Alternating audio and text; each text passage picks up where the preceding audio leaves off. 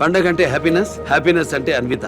అందరికీ సంక్రాంతి శుభాకాంక్షలు. Anvitha it's not just about building homes. At Anvitha it's about building happiness.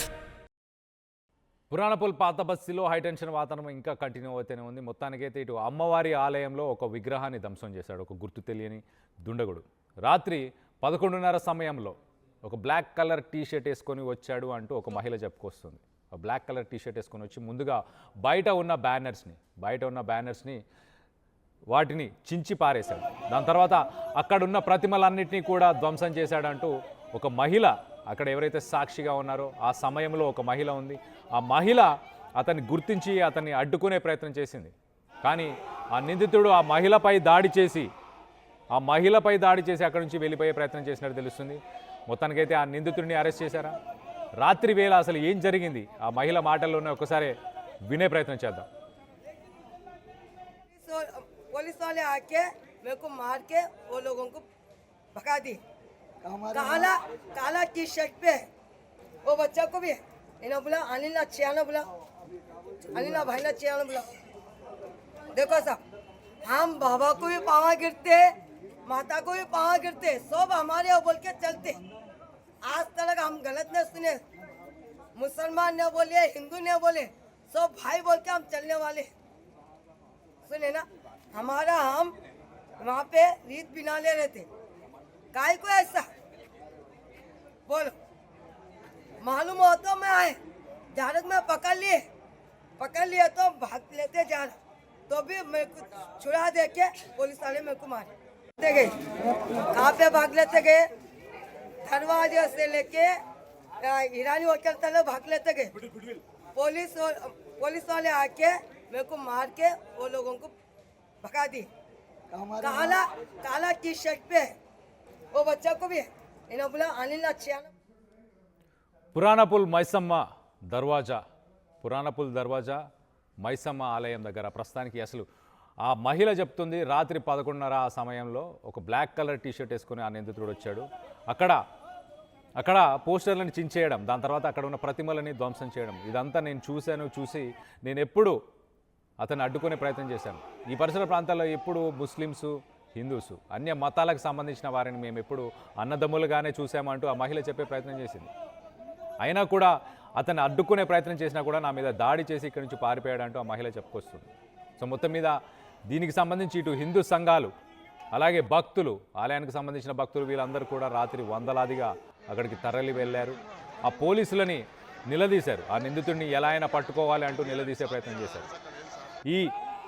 ఈ నిలదీసే ప్రయత్నంలో ఇటు పోలీసులకి అక్కడ వచ్చిన భక్తులకి వీళ్ళిద్దరి మధ్య కొంత వాగ్వాదం జరిగింది, తోపులాట, దాంతోపాటు లాఠీ చార్జ్, అలాగే పోలీసులపైన రాళ్ళు కూడా రువ్వారు.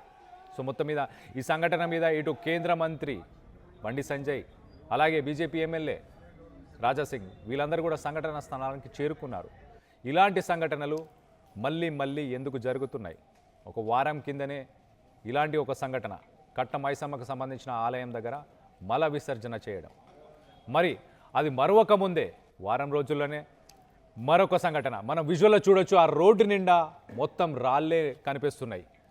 ఆ పోలీసులు కూడా వాళ్ళు లాఠీలు తీసుకొని బయలుదేరారు. అక్కడ ఉన్న క్రౌడ్ని, అక్కడికి వచ్చిన ఆ స్థానికులని, అక్కడికి వచ్చిన డివోటీస్ని వీళ్ళందరినీ చెదరగొట్టే ప్రయత్నం చేస్తున్నారు. మనం చూడొచ్చు ఆ రాళ్ళన్నింటినీ కూడా ఈ పోలీసులపై దాడి చేయడానికి స్థానికులు ప్రయత్నించారు. ఎందుకు? ఆ నిందితుడిని పట్టుకోవాలి అంటూ డిమాండ్ చేయడం, ఆ నిందితుడిని ఇమీడియట్గా పట్టుకోవాలి, మాకు అప్పచెప్పాలి, అతనికి కఠిన శిక్ష వేయాలి. ఇలాంటి సంఘటనలు, ఇలాంటి చర్యలు ఎందుకు చేపడుతున్నారు? దీనికి సమాధానం ఇవ్వాలి అంటూ పోలీసులని ప్రశ్నించారు, పోలీసులని నిలదీశారు. ఇక్కడున్న సిటీలో ఉన్న ఆలయాలకి భద్రత లేకుండా పోయింది. మనం చూడొచ్చు, విజువల్లో చూడొచ్చు, ఇటు పోలీసులకి, ఆలయానికి సంబంధించిన సిబ్బంది, అలాగే స్థానికులు వీళ్ళందరూ కూడా పోలీసులను నిలదీస్తున్నారు. జై శ్రీరామ్ అంటూ నినాదాలు ఇస్తూ మొత్తానికైతే ఆ నిందితుడిని పట్టుకోమని నినాదాలు ఇస్తున్నారు. మనం విజువల్లో చూడొచ్చు, అందరూ జై శ్రీరామ్ అంటున్నారు. ఆ ఆలయానికి పని కట్టుకొని వచ్చాడు ఆ వ్యక్తి. ఆ పోస్టర్స్ని, ఆ బ్యానర్స్ని, వాటిని పని కట్టుకొని చించేశాడా? బయట ఉన్న ఆ ప్రతిమలని పగలగొట్టిన తర్వాత ఆలయానికి గ్రిల్స్ వేసున్నాయి, లాక్ వేసి ఉంది, కాబట్టి గర్భగుడిలో ఉన్న అమ్మవారిని ముట్టుకోవడం కుదరలేదు. అదృష్టవశాత్తు అంతలోనే ఒక మహిళ చూసింది. ఆ మహిళ చూసి అడ్డుకునే ప్రయత్నం చేసింది కాబట్టే ఇంకా దారుణాలు జరగలేదు అంటూ స్థానికులు చెప్పుకొచ్చారు. దీనికి సంబంధించి మరింత ఇన్ఫర్మేషన్ తీసుకునే ప్రయత్నం చేద్దాం.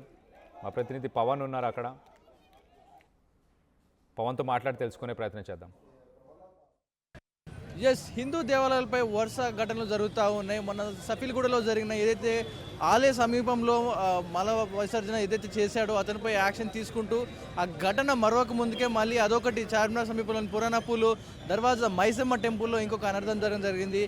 మొన్న రాత్రి ఏదైతే కొంతమంది దుండగులు కొంతమంది యువకులు ఈ ఆలయంపై దాడి చేసి లోపల ఉన్న విగ్రహాలు ఏవైతే ఉంటాయో వాటిని ధ్వంసం చేసే ప్రయత్నం చేశారు. కొన్ని ప్లాస్టర్ ప్యారిస్తో చేసిన విగ్రహాలు ఏవైతే ఉంటాయో అమ్మవారి స్వరూప విగ్రహాలు ఏవైతే ఉన్నాయో వాటిపై దాడి చేయడం జరిగింది. వాటన్నిటి కూడా పగలగొట్టడం జరిగింది. ఈ నేపథ్యంలో అందరూ కూడా స్థానికంగా ఉండే మహిళలు ఎవరైతే ఉన్నారో వారందరూ కూడా ఆ వ్యక్తిని పట్టుకోవడానికి ప్రయత్నించినప్పుడు ఒక్కసారిగా వారి దగ్గర నుంచి విదిలించుకొని చిన్నపాటి తోపులాట చేసి అక్కడి నుంచి పారిపోవడం జరిగింది. ఆ వెంటనే అందరూ కూడా హిందూ సంఘాలన్నీ కూడా ఏకమై ఇక్కడికి చేరుకోవడం జరిగింది. ఇక్కడ పెద్ద ఎత్తున మనం ఆర్టీవీ విజువల్స్ ఎక్స్క్లూజివ్ చూడొచ్చు. ఆ రోజు రాత్రి ఏం జరిగింది అనేది కళ్ళగట్టినట్టు కనబడుతూ ఉంది.